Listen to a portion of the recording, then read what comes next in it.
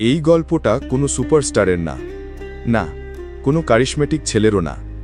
এটা এক সাধারণ ছেলের গল্প, যাকে কেউ কখনো বলতো না তুই পারবি। সে ছিল একেবারে নীরবে, কারো দৃষ্টিতে নয়, কিন্তু নিজের বিশ্বাসে দাঁড়িয়ে।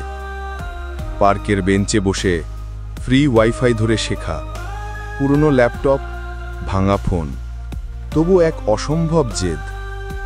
এই গল্পটা তোমারও হতে পারে, যদি তুমি কখনো হার না মানো।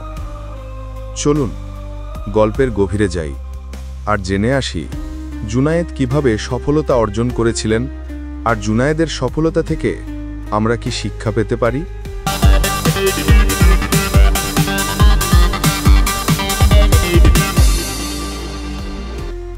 নাম জুনায়েদ, চেহারা একদম সাধারণ, না কোনো মডেলের মতো দেখতে, না কারো চোখে কারিশমেটিক।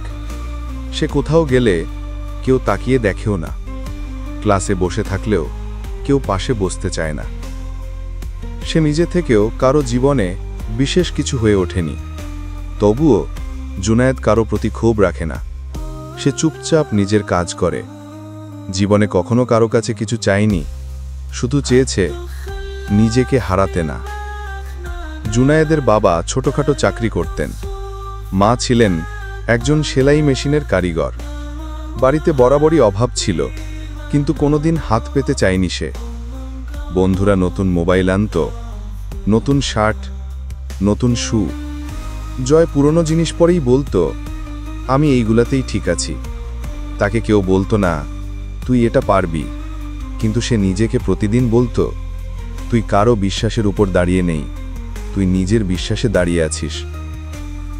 জুনায়েদ বিশ্ববিদ্যালয়ে চান্স পায়নি, তবে দোষ দেয়নি কাউকে। সে বলেছিল জীবন কোথাও থেমে থাকে না, আমি শিখে নেব, নিজেই নিজেকে গড়ে তুলব।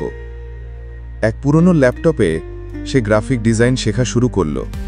ইন্টারনেট ছিল না বাসায়, সে যেত পার্কে বসে ফ্রি ওয়াইফাই ধরতে। বৃষ্টি পড়তেও বসে থাকত, মাথার উপর ছাতা ধরে, স্ক্রিনে চোখ আটকে রাখত। দিন গড়াতে গড়াতে জয় ছোট ছোট ডিজাইনের প্রজেক্ট পেতে শুরু করল। $5, $10, তারপর $50। একদিন এক বড় ক্লায়েন্ট তার কাজ দেখে বলল, তুমি কোন প্রফেশনাল স্কুল থেকে শিখেছ?